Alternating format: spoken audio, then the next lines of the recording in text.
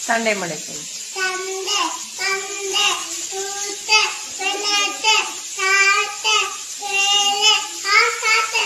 January, February. January, February, March, April, May, June, August, September, October, November, December.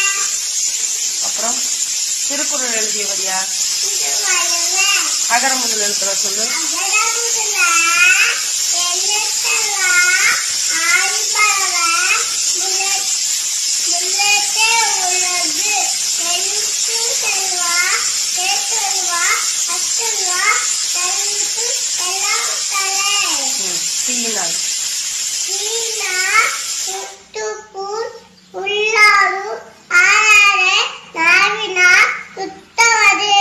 அப்புறம் சொல்லு.